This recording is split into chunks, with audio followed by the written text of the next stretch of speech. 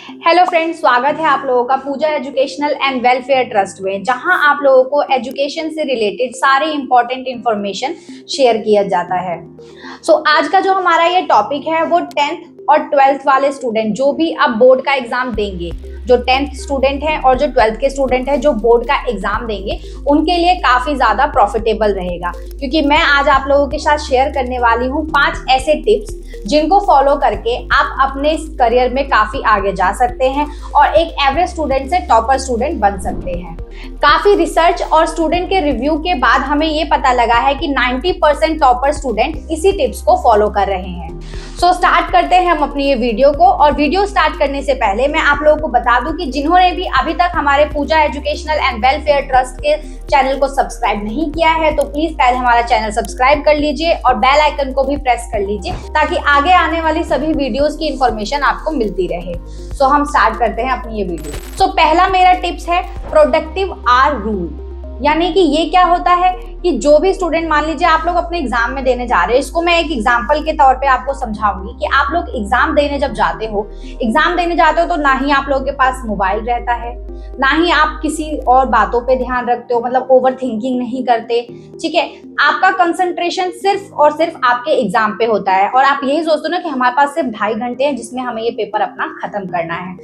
आप जब अपना पढ़ाई का टाइम है, आपका जो भी आप अपना स्टडी का टाइम रखते हो, अपने घर पे 2 घंटे पढ़ते हो या 3 घंटे पढ़ते हो या 4 घंटे पढ़ते हो, तो उस टाइम आपको अपने घर पर भी आपको यही रूल फॉलो करना है कि आपके पास कोई भी मोबाइल नहीं होना चाहिए। जैसे कई स्टूडेंट होते हैं कि 5-5 मिनट पढ़ने के बाद वो सोचते हैं कि यार चलो थोड़ा सा फ्रेश हो लेते हैं और थोड़ा मोबाइल चला लेते हैं या फिर थोड़ा इधर उधर देख लिया या बाहर जाके कुछ नाश्ता कर लिया, घर में ही अपने जाके कुछ खा लिया।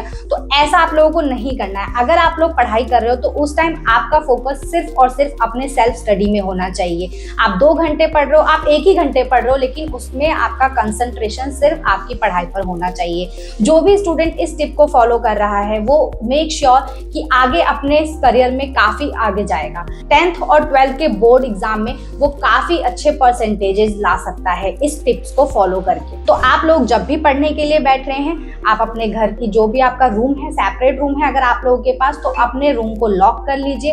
अपने पास सिर्फ एक पानी की बोतल, अपने दिमाग में ये रख लो कि हम एग्जाम दे रहे हैं। ठीक है, 2 घंटे आप पढ़ रहे हो या 1 घंटे पढ़ रहे हो, तो आप अपने माइंड में उस टाइम ये सेट कर लीजिए कि हम अभी एग्जाम दे रहे हैं। आपके पास ना फोन होना चाहिए या कोई भी ऐसी चीज जिससे कि आप डिस्ट्रैक्ट हो रहे हो, वो चीज नहीं होनी चाहिए आपके पास। और अपने रूम को लॉक करके सिर्फ और सिर्फ अपना कंसंट्रेशन अपनी पढ़ाई पर रखिए। तो बात करते हैं अब हम अपने सेकंड टिप की, तो वो है 1 रिसोर्स स्ट्रेटेजी। इसका मतलब ये है कि आपको कोई एक ही रिसोर्स रखना है, जो कि आपकी स्ट्रेटेजी रहेगी, एक ही रिसोर्स की रहेगी। यानी कि अगर आप लोग पढ़ रहे हैं तो आप एक ही बुक ऐसी रखिए, एक ही स्ट्रेटेजी बनाइए कि हमें यहाँ से पढ़ना है। मैं स्टूडेंट को सजेस्ट करूंगी कि वो सिर्फ अपना एनसीईआरटी से ही पढ़े। जो भी इंफॉर्मेशन लेनी है या जो भी स्टडी मटेरियल उनको चाहिए, वो उनको सारा स्टडी मटेरियल एनसीईआरटी में ही मिल जाएगा। एनसीईआरटी से आपको बाहर जाने की जरूरत नहीं पड़ेगी। लेकिन फिर भी कई स्टूडेंट ऐसे होते हैं कि जो मैथ्स के, जैसे जो मैथ्स पढ़ रहे हैं तो वो आरडी शर्मा या आरएस अग्रवाल की बुक को प्रेफर करते हैं कि हमें यहाँ से अच्छा इजिली समझ में आ जाता है। जो साइंस के स्टूडेंट हैं वो लखवीर सिंह की बुक्स मैंने देखा है ज्यादातर यूज करते हैं, लखवीर सिंह को प्रेफर करते हैं कि हमें यहाँ से समझ में आता है। ठीक है, लेकिन कोई एक ही बुक होनी चाहिए जहां से आप पढ़ रहे हो। ऐसा नहीं कि 3-4 बुक आपने रख लिया, आप आरडीएस भी पढ़ रहे हो, आप आरएस अग्रवाल भी पढ़ रहे हो, आप और भी पब्लिशर्स की बुक हैं जो मार्केट में अवेलेबल है आप उनको भी देख रहे हो, प्लस आपने 2-2 जगह ट्यूशन लगवा रखे हैं, ऑफलाइन और ऑनलाइन ट्यूटर भी आपका चल रहा है। तो ऐसा नहीं करना है, आपको सिर्फ एक ही स्ट्रेटेजी अपनानी है। या तो आप एनसीईआरटी से पढ़िए या अदर मार्केट में जो भी पब्लिशर्स बुक है आप उससे पढ़ रहे हैं तो आप वो एक ही बुक रखो जिससे कि आपको समझ में आ जाए, आपके दिमाग में सारी चीजें मतलब इधर से उधर ना हो। ऐसा ना हो कि इधर से भी आपने भर लिया अपने दिमाग में, इधर से ही भर लिया, तो वो मिक्स एंड मैच हो जाएगा जो आपको समझ नहीं आएगा और लास्ट टाइम में जाके आपको प्रॉब्लम कर सकती है। अब हम बात करते हैं अपने थर्ड टिप की। यहाँ हमने अपने पढ़ाई में कंसंट्रेट कर दिया, 1 रिसोर्स स्ट्रेटेजी भी बना ली, बट अगर आप रिवीजन नहीं करेंगे तो क्या ये पॉसिबल है? तो थर्ड टिप होगा हमारा रिवीजन।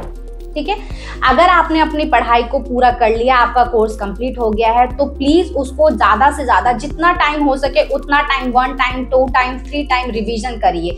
और रिवीजन सिर्फ आपको मतलब सेल्फ स्टडी आपको करनी है, आपको रिवीजन बोल के नहीं करना है, आपको लिख के रिवीजन करना है। जितना टाइम आप लिखोगे, जितनी बार आप लिखोगे, उससे क्या होगा, आपको दो आपके बेनिफिट होंगे। एक तो आपको खुद की लिखने की प्रैक्टिस अच्छी हो जाएगी, प्लस आपका एग्जाम में स्पीड भी बढ़ जाएगा। आप जितना जल्दी जल्दी लिखना चाहोगे उतना एग्जाम में भी जल्दी करोगे और इससे आपका टाइम जो है वो काफी अच्छा बच जाएगा।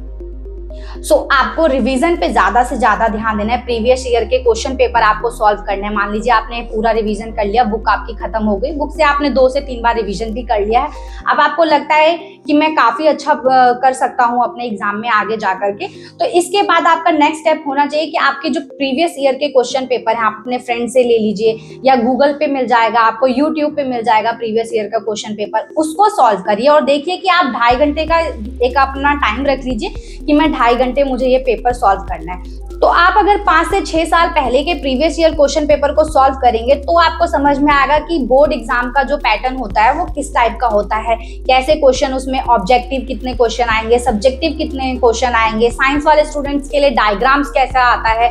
तो ये सारा कंफ्यूजन जो है वो आपका क्लियर हो जाएगा, इससे आपका रिवीजन काफी अच्छा हो जाएगा।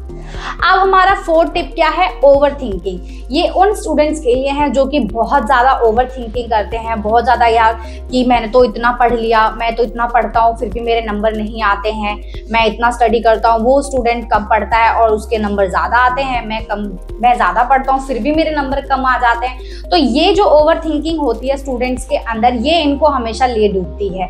क्योंकि ऐसा होता है, ये स्टूडेंट जब पढ़ने भी बैठेंगे तो उनके दिमाग में अगर उन्होंने 5 मिनट पढ़ा, रीड किया, और फिर उनके दिमाग में चलने लग जाएगा कि अगर मैं एग्जाम में अच्छा पास नहीं हो पाया, अच्छे नंबर नहीं आए, घर वाले क्या बोलेंगे, या क्या कहते हैं सोसाइटी क्या बोलेगी कि तेरा बेटा अभी भी। काफी ऐसे स्टूडेंट हैं जिनके दिमाग में हमेशा ओवर थिंकिंग चलती है। तो आपको अपने दिमाग से ये ओवर थिंकिंग का जो सिस्टम है वो हटा देना है। आप लोगों को ओवर थिंकिंग नहीं करना है। जैसा कि मैंने आप लोगों को पहले ही बताया था, सिर्फ और सिर्फ आपको अपनी सेल्फ स्टडी पर ही कंसंट्रेट करना है, और ये तभी पॉसिबल हो पाएगा जब आप फर्स्ट टिप को अपनाएंगे। तो आपको सबसे पहला फर्स्ट टिप तो अपनाना ही है। अब हम बात कर लेते हैं अपने 5वें टिप के बारे में। तो 5वां टिप जो है वो थोड़ा सा स्टूडेंट को गलत भी लगेगा कि मैम गलत गाइड कर रही हैं, लेकिन ये बहुत सही टिप है। और ये फैमिली जो है हमारी, जो स्टूडेंट्स की फैमिली है, हमारी जो फैमिली है, उनका भी यही मानना है कि स्टूडेंट अगर अपनी दोस्ती से थोड़ा सा दूर रहे, अपनी संगति में जो उनके दोस्त हैं, जो कहते हैं सत्संगत का असर ज्यादा होता है, तो अपने फेक फ्रेंड से दूर रहिए। तो हमारा 5वां टिप है, fake friend and fake relative से बचो।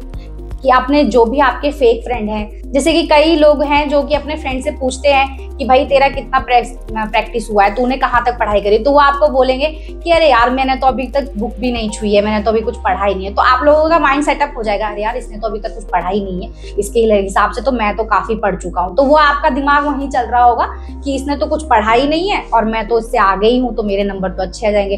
तो फिर वो एक खरगोश और कछुए वाली सीन हो जाएगी आप लोगों के साथ कि वो आगे निकल गया और आप पता चले पीछे ही हो उससे, और उसकी तो पूरी रिवीजन भी खत्म हो चुकी है।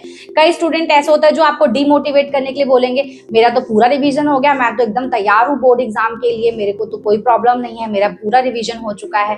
तो इससे क्या होगा, आप डिमोटिवेट भी हो सकते हो कि यार इसने तो बहुत पढ़ लिया है, इसके लगता है इतना कॉन्फिडेंस होके बोल रहा है तो ये तो बहुत ज्यादा अच्छा नंबर लेके आ जाएगा, मैं तो पीछे रह जाऊंगा। तो ऐसे में आप डिमोटिवेट हो जाओगे और वो ओवर थिंकिंग का शिकार भी बन सकते हो आप। जैसे कि मैंने आपको 4th टिप में बताया था कि ओवर थिंकिंग नहीं करना है। तो अगर आपके ऐसे फ्रेंड हैं तो उनसे थोड़ा सा आप अपने एग्जाम टाइम में अपना दूरी बना के रखें, बाद में तो जिंदगी भर दोस्ती तो है ही, वो कहाँ भागी जा रही है।